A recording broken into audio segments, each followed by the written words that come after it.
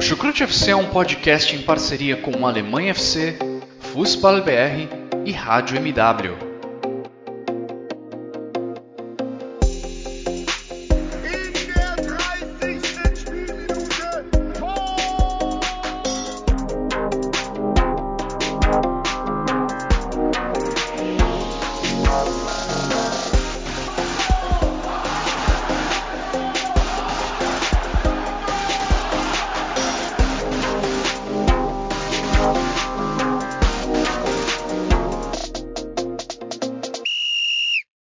Sejam muito bem-vindos, fãs da Bundesliga. O meu nome é Guilherme Ferreira e eu recebo vocês para mais uma edição do Chucrute FC, edição de meio de semana em que vamos falar da despedida da Bundesliga, da UEFA Champions League, a despedida do futebol alemão das competições europeias nessa temporada.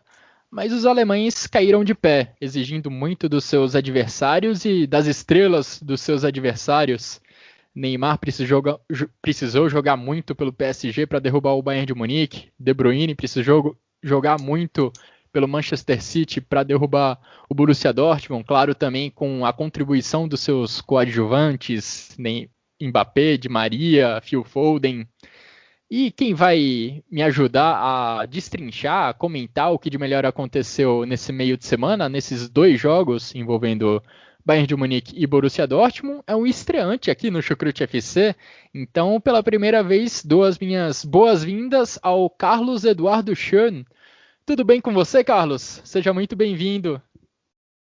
Tudo bem, Guilherme? Muito obrigado. É um prazer ajudar vocês e participar do Chucrute pela primeira vez. E vamos comentar aí sobre a rodada da Champions League dos times alemães. E, na minha opinião, já começando, foi uma participação bem digna das quartas de finais dos dois times e, por pouco, não tivemos dois times nas semifinais também. É verdade, o Bayern de Munique ficou por um gol, venceu lá no Parque dos Príncipes por 1-0, mas precisava do 2-0 para se classificar.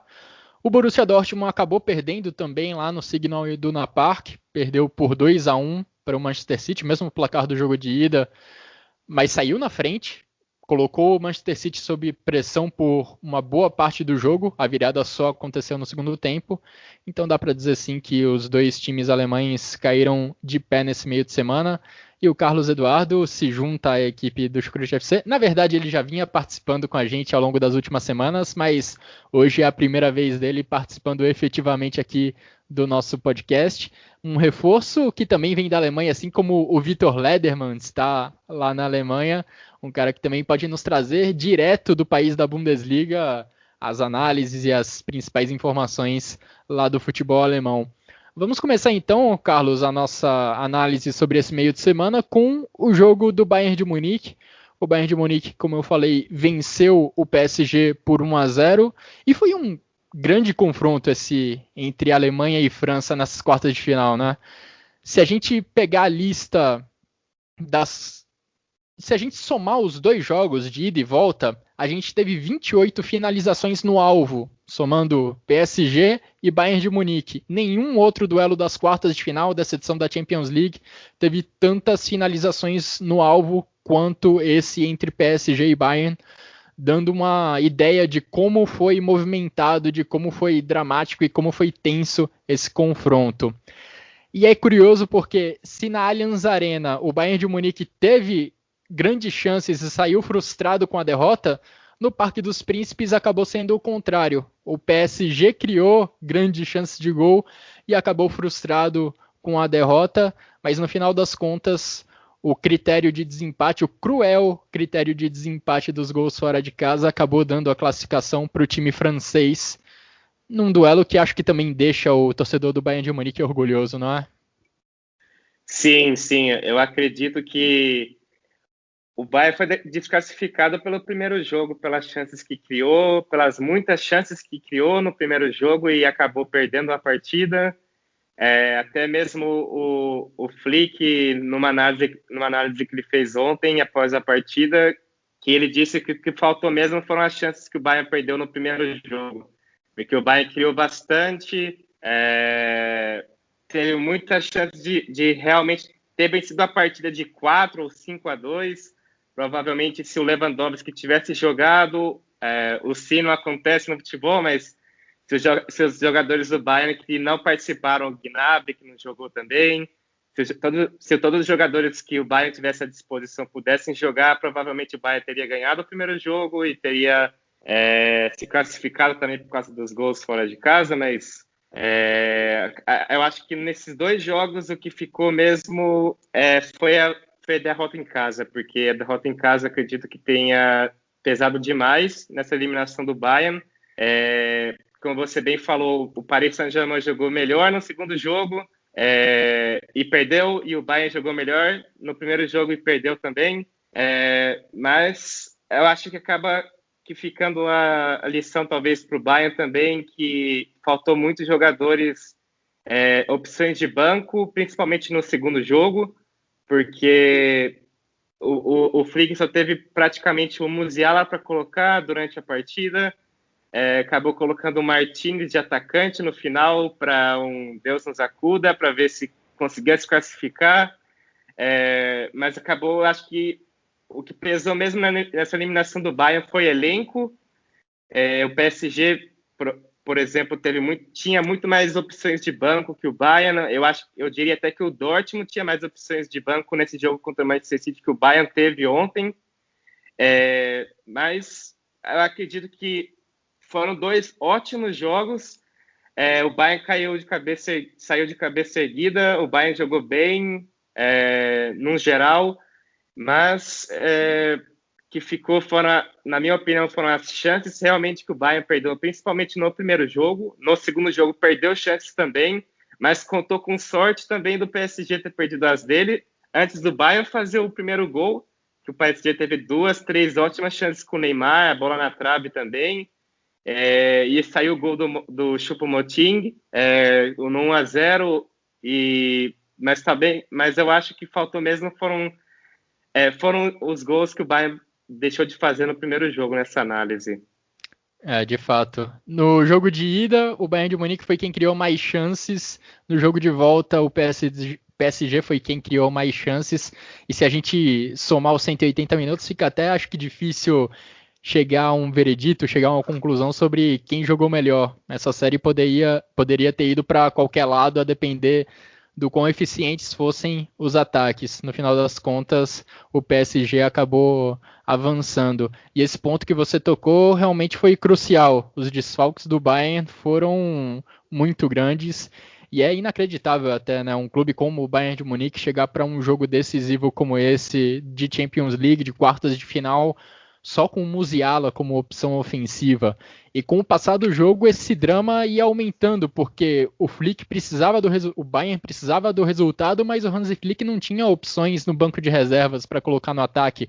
O Musiala era a única opção de fato ofensiva que estava no banco. Ele entrou no jogo e aí você vê que o Flick já não tinha muito mais o que fazer quando ele coloca o Javi Martínez de centroavante.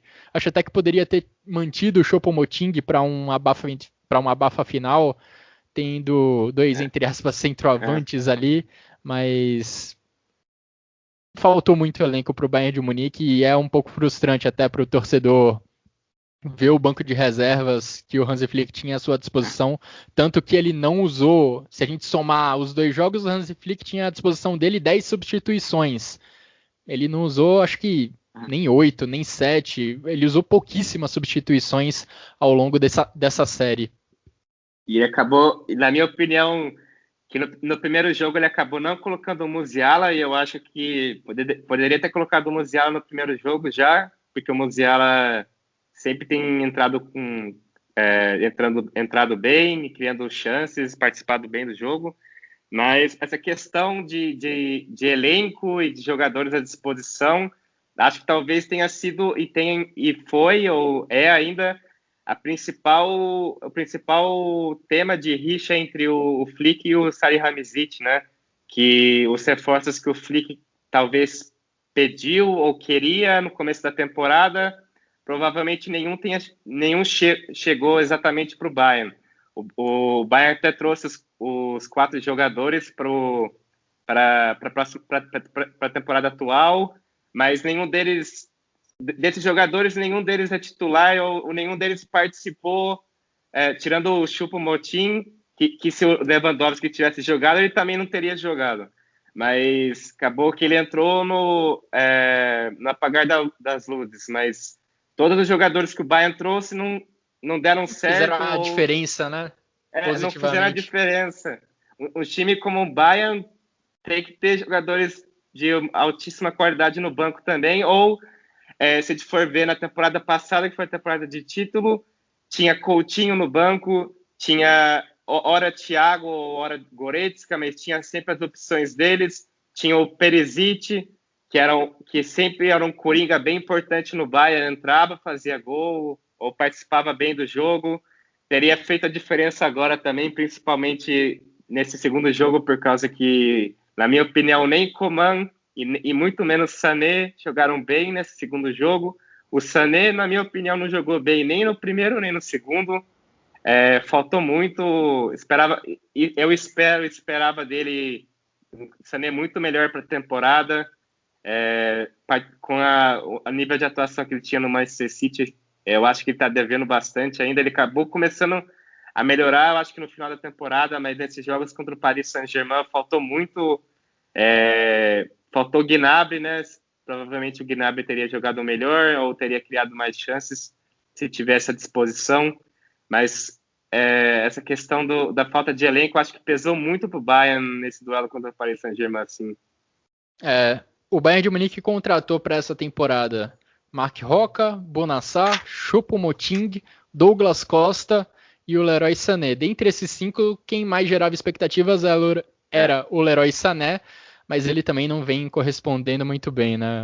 Essa série contra o PSG não foi muito boa. O jogo do Bayern de Munique passou muito por ele na direita e pelo Coman na esquerda, assim como no primeiro jogo, quando o Bayern de Munique usou muitos lados do campo para cruzar a bola na área e fazer os gols no jogo aéreo. Assim saíram os 2 gols do Bayern de Munique lá na Allianz Arena. O Bayern voltou a usar desse artifício lá no Parque dos Príncipes, mas as jogadas com o Coman e com o Sané acabavam não sendo bem concluídas. Os dois não conseguiram dar o passe decisivo, não conseguiram finalizar bem as jogadas, apesar do gol do Choupo-Moting ter origem no Kingsley Coman. O jogo pelos lados do campo não foi tão efetivo no Parque dos Príncipes como foi lá na Allianz Arena. E o Bayern de Munique teve a posse de bola durante a maior parte desse confronto. O cenário dos 2 jogos foi bem parecido, o Bayern empurrando o PSG para trás e o PSG usando os contra-ataques, mas lá na França eles foram muito mais efetivos. O PSG foi muito mais perigoso, com Neymar, Di Maria, Mbappé e Draxler correndo nas costas da defesa do Bayern de Munique. Aí acho que era mais um problema coletivo do Bayern de Munique, que por não conseguir evitar esses contra-ataques da equipe francesa, mas também dá para a gente elogiar os zagueiros do Bayern de Munique, apesar do sufoco que o time passou em alguns momentos do jogo, principalmente no primeiro tempo. Acho que a gente teve grandes atuações de Boateng e de Lucas Hernandes. Os dois, no 1 contra 1, quando precisavam dar o combate no jogador do PSG, eles foram muito eficientes e evitaram que o Manuel Neuer fosse ainda mais exigido.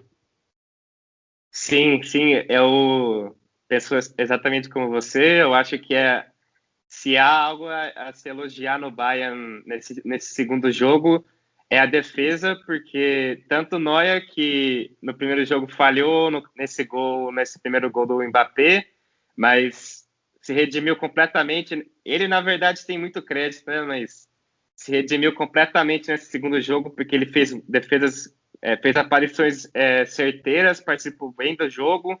Os 2 zagueiros, tanto o Boateng como o Lucas Hernandes, jogaram muito bem.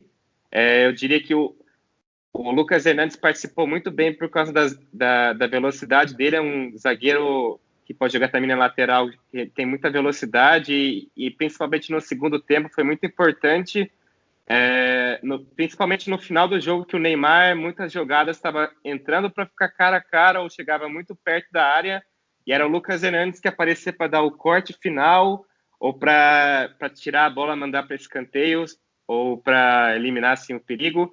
E tem algo muito interessante também, que dessa briga entre o Salihamidzic e o Flick, é que o Boateng provavelmente vai sair na próxima temporada, que o Bayern não vai renovar o contrato dele, provavelmente é o que diz na imprensa, e o Flick era um cara que queria que o Boateng ficasse, ou queria que renovasse com o Boateng, e isso também, talvez isso tenha criado o último atrito entre eles, se o Flick realmente sair ou não, mas se ele realmente sair, provavelmente esse seja também outro ponto dessa briga entre eles.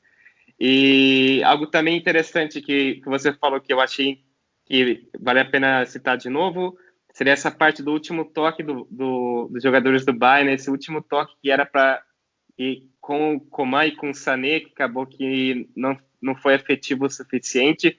O Lothar Matthäus, que é o comentarista da Sky também, tocou nessa tecla do último passe do Bayern, que faltou esse último passe, faltou essa calma para criar a jogada certa, ser certeiro para vencer o jogo, e acho que acabou faltando realmente esse último passe. O Bayern, até o Kimmich, que seria esse cara importante das bolas longas para criar o jogo, para sair a bola dele, não jogou bem, na minha opinião, nem no primeiro jogo, nem no segundo jogo. Faltou muito do Kimmich também. Eu acho que o Goretzka no segundo jogo também fez falta nesse elemento de surpresa dele. Ele sempre está chegando na área para criar perigo. Acho que faltou também, as principais peças do Bayern não corresponderam o suficiente também nesse último jogo. Eu acho que o Sané foi muito criticado pela atuação dele ontem, acho que até um pouco acima do tom pela torcida do Bayern de Munique. Acho que aí está um pouco acumulada a frustração pela temporada abaixo da expectativa que ele vem produzindo. De qualquer forma, achei a crítica um pouco acima do tom, mas de fato ele não teve um grande jogo, e alguns lances dele nessa partida acho que acabam demonstrando bem como faltou o toque final para o Bayern de Munique conseguir criar alguma chance de perigo para o Keylor Navas. Ainda no primeiro tempo, teve um lance em que ele cortou da direita para o meio e finalizou para o gol, mas tinha o Thomas Müller passando livre ali na entrada da área. Era a chance para o Thomas Müller sair na cara do Keylor Navas. E já no segundo tempo, numa das últimas chances ali do Bayern de Munique, numa das últimas chegadas do Bayern na área do PSG, ele faz uma boa jogada, ele usa o drible, usa a velocidade, algo que ele vem usando muito nas últimas semanas, consegue passar pela marcação, mas aí o cruzamento não é muito bom.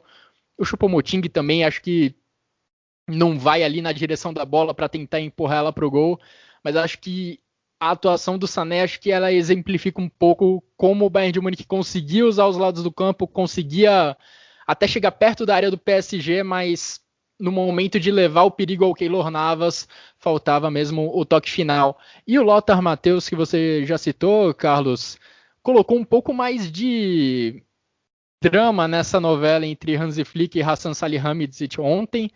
Ele foi bem enfático ao falar que esse foi o último jogo do Hansi Flick no comando do Bayern de Munique pela Champions League. Segundo o Lothar Matthäus, o Flick vai aceitar um convite da DFB para ser o sucessor de Joachim Löw. Sim, realmente ontem pegou meio que todo mundo de surpresa, isso que o Matthäus falou.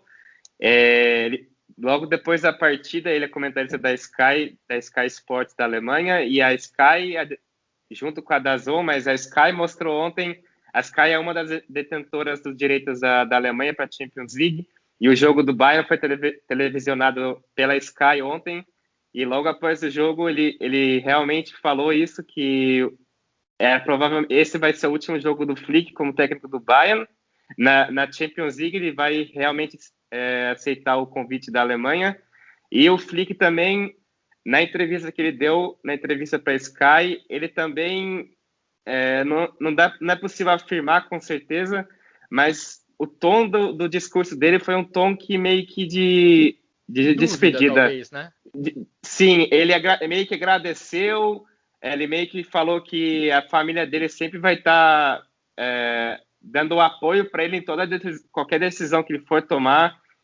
Foi a primeira vez que ele citou realmente o interesse da DFB nele. Ele disse que se ficar no Bayern ou se for realmente técnico da Alemanha, ele meio que oficializou meio que esse interesse, esse rumor que estavam dizendo que ele poderia ser o próximo técnico. Então eu acho que ontem realmente tanto a parte do Matheus, que falou que o Flick será o técnico, ele também, ontem mesmo, ele comentou que ele conhece o Flick muito bem,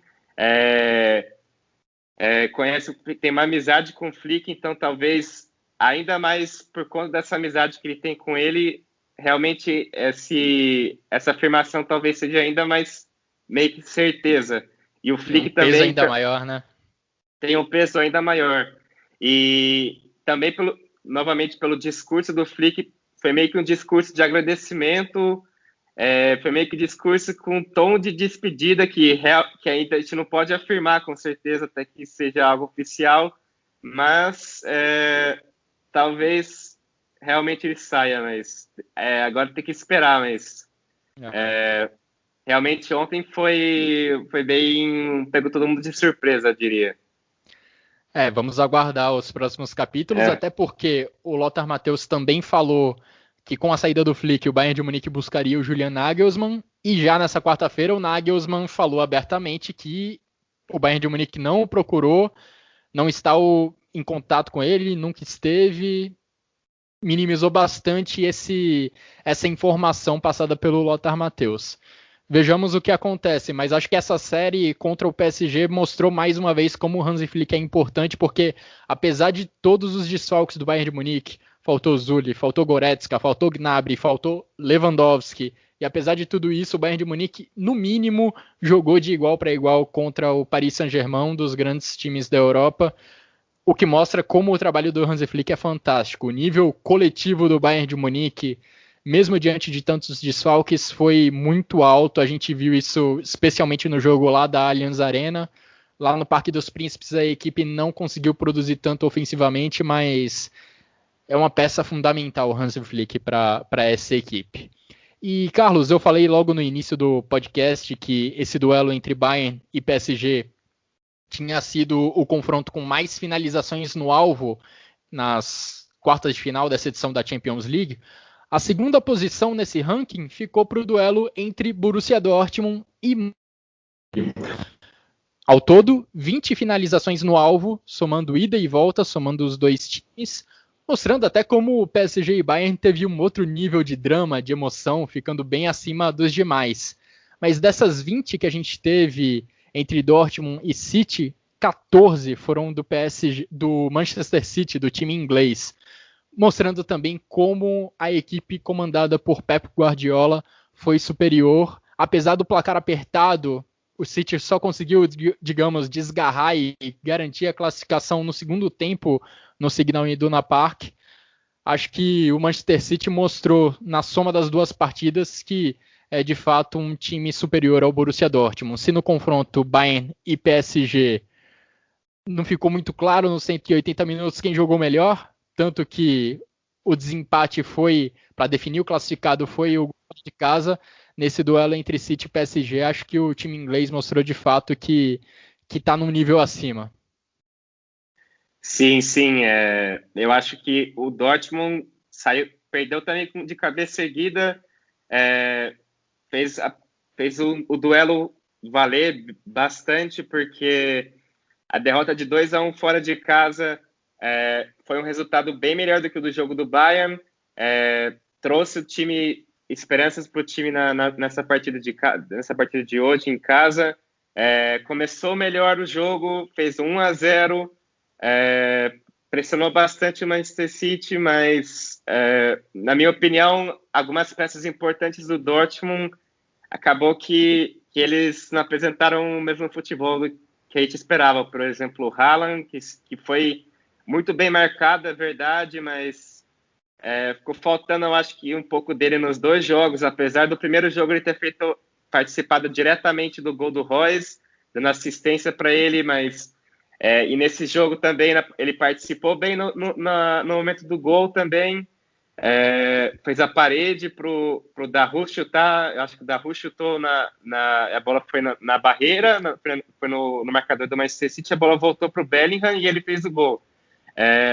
Mas acabou, acho que faltando muito do Haaland nos dois jogos. O Royce também, acho que nessa segunda partida ele ficou muito abaixo. Primeiro jogo acho que ele jogou muito bem, mas no segundo jogo ele ficou muito abaixo. O O Guerreiro também, acho que ficou bem abaixo. O Guerreiro participou muito pouco ofensivamente do jogo. O Chan jogou. É complicado analisar a partida dele, porque ele começou muito bem. Ele que arma o primeiro gol. A jogada começou dele, que ele deu o lançamento para o Haaland, né? Ele teve muita liberdade no começo do jogo para armar o jogo, né? Depois que Guardiola, eu acho que os jogadores do City acabaram notando que ele estava com muita liberdade para armar o jogo e começaram a trocar a marcação, fizeram uma marcação mais pressão nele, começaram a apertar ele mais.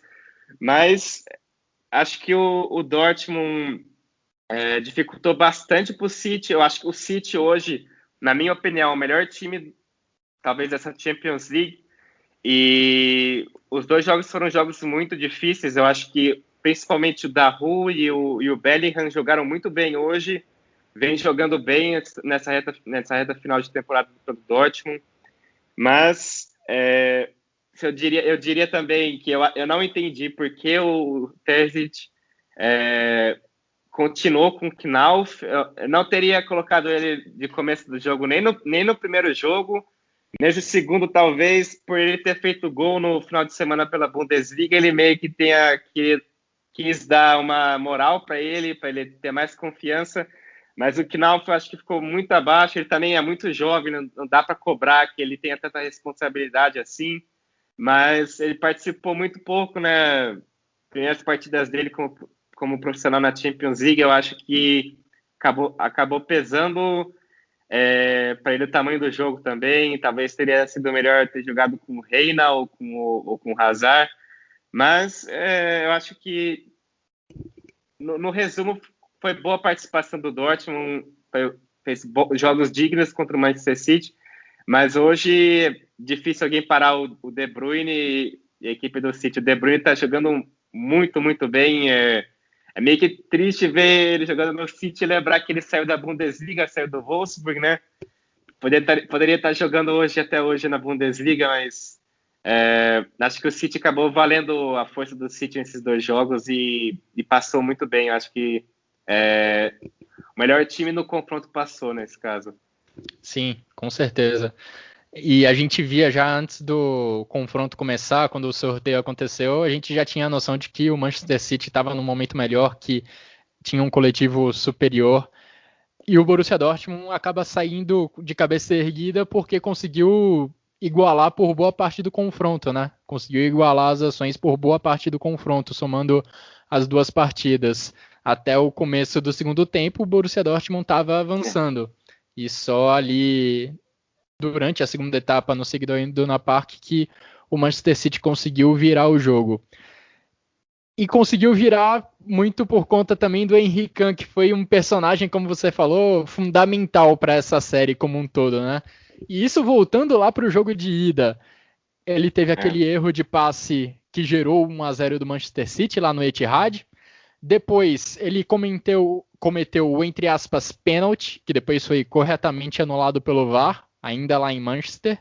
E aí no Signal Iduna Park, ele tem um início de jogo realmente fantástico, como você falou. Ele estava distribuindo o jogo com liberdade no meio-campo, com passes longos, alguns bons passes, como o que deu origem ao primeiro gol do Borussia Dortmund. Só que aí, no segundo tempo, ele comete o pênalti que o Riyad Mahrez converte muito bem, uma bomba para dentro do gol. E ali o Borussia Dortmund já não teve forças para se recuperar. Então o Henry Khan, nessa montanha-russa de mais baixos do que altos, acabou sendo um protagonista, né, desse confronto pelo lado do Borussia Dortmund. Pelo lado do Manchester City, De Bruyne realmente foi fantástico. Tanto na ida quanto na volta, as principais ações do time passavam pelos pés dele, as principais jogadas passavam por ele, e ele teve ao lado o Phil Foden, do lado esquerdo do campo, que também foi decisivo, né? Marcou o gol do 2-1 lá no Etihad, marcou o gol do 2-1 também lá no Signal Iduna Park. Então esses dois jogadores, apesar do Borussia Dortmund ter conseguido se defender bem recuado, atrás da linha da bola, tentando criar uma barreira em frente ao gol do Marvin Hitz, esses dois, De Bruyne e Foden, foram decisivos. Quando os dois pegavam na bola, era que o Manchester City conseguia alguma jogada brilhante, alguma jogada criativa para quebrar essa barreira montada pelo Edin Terzic. Sim, os dois, até que engraçado, os dois gols que o Foden fez no duelo. Na ida, acabou que foi um gol com um erro de marcação do Meunier, né? E no jogo de hoje, foi um gol meio que bobo, porque foi numa jogada no escanteio curto, né, do Manchester City, e ele recebe a bola sem marcação nenhuma e faz o gol, faz o chute de fora da área e faz um bonito gol, mas meio que complicado, porque o time jogando, teoricamente, disputando bem, na ida estava levando o ótimo resultado de empate, e agora disputando o jogo de igual para igual e sair esses gols do Foden nos lances de erro de marcação do Dortmund é complicado, até por conta do Foden e do De Bruyne, que estava comentando, tem jogado tão bem esses dois jogos, né? É difícil, cara. Qualquer erro contra um time como o Manchester City, com jogadores de alta qualidade, é difícil de recuperar depois. Até desde essa questão do Can, o Dortmund estava jogando, podemos dizer que estava jogando realmente melhor até sair o pênalti, que é um pênalti bem duvidoso, porque, na minha opinião, foi pênalti, mas olhando aqui da Alemanha, olhando os comentaristas depois, as entrevistas depois do jogo, todos foram unânimes em dizer que não foi pênalti, tanto o Reus quanto o próprio Can, o Reus e o Terzic, depois dos jogos, depois do término do jogo, eles foram entrevistados e os três foram bem unânimes dizendo que não foi pênalti, que talvez, comentando sobre a regra, que talvez quando o jogador cabeceia do próprio corpo, vindo dele a própria bola, não seria pênalti, mas acaba sendo uma questão de interpretação no final, na minha opinião. É difícil dizer se foi ou não foi, mas o que podemos realmente dizer que teve um jogo antes do pênalti e tem um jogo depois. Depois do pênalti, diria que o Manchester City acabou colocando o Dortmund na roda, trocou muito passe, fez a bola rodar, fez o tempo passar e acabou administrando a partida, podemos dizer assim, mas antes de sair o gol, antes de sair o pênalti, eu acho que o Dortmund estava muito inteiro e estava muito bem na partida. Tanto o Bellingham como o Dahoud teve 2 ou 3 chances para arriscar de fora da área, que talvez em alguma delas ele poderia ter pensado melhor em tocar para o Haaland ou para o Reus. E acho que agora não sei muito bem, mas foi uma chance que ele estava com espaço para chutar ou para tocar e acabou chutando e a bola foi na barreira, foi no jogador.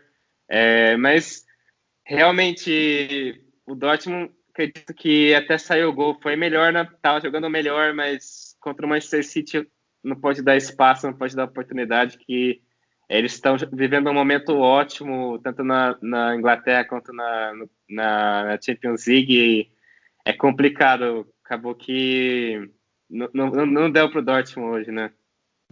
Primeira vez que o City vai para a semifinal sob o comando de Pep Guardiola. Conseguiram quebrar essa barreira finalmente. Ali no lance do pênalti, por um lado, foi o próprio Henry Can quem cabeceou a bola para o braço dele. Por outro lado, o braço estava bem aberto, não estava nem sequer próximo do corpo. Então, enfim, dá para entender de certa forma o critério que o juiz adotou para marcar esse pênalti. E depois desse gol, depois do empate, parecia até um time de basquete driblando a bola ali nos 20 segundos finais de um jogo, né, quando a partida já está decidida. Só tocando a bola de um lado para o outro, gastando o tempo e esperando o juiz dar o apito final. E acho que os dois jogos, tanto na ida quanto na volta, eles foram muito de acordo com o ritmo que o City colocava na partida. Enquanto o City estava saindo com a classificação, ou enquanto ele não estava perdendo, ele colocava um ritmo lento na troca de passes, tentava administrar a posse de bola, e quando o Borussia Dortmund tinha a bola, ele também não apertava tanto a marcação, e acho que foram foi mais ou menos assim que o Borussia Dortmund conseguiu ter esperanças nesse confronto. O City abaixou a guarda quando abriu 1-0 lá no Etihad, e aí o Borussia Dortmund ganhou terreno, conseguiu atacar e conseguiu o empate.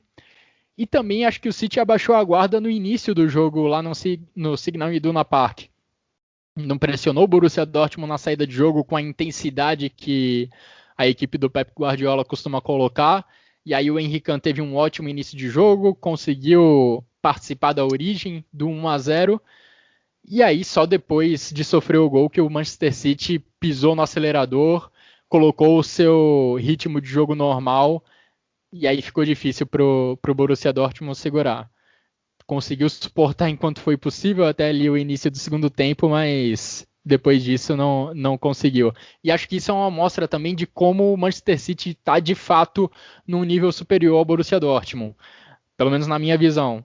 O Borussia Dortmund só conseguiu ter esperanças mesmo nesse confronto quando o Manchester City abaixou a guarda e não foi intenso na marcação da forma como está habituado a fazer.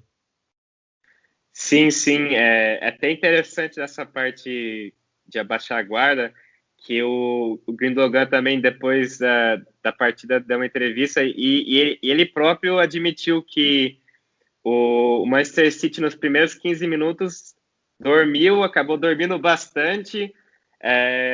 Ele até citou que o time estava jogando um pouco com medo, até que o Dortmund pressionou, e o Dortmund estava criando as melhores chances, saiu o gol também, mas realmente tem uma verdade nisso, que quando eles ligaram a chavinha deles que que eles não iam perder, acabou que eles começaram a administrar a partida e tomaram conta, mas o começo do Dortmund realmente foi muito bom,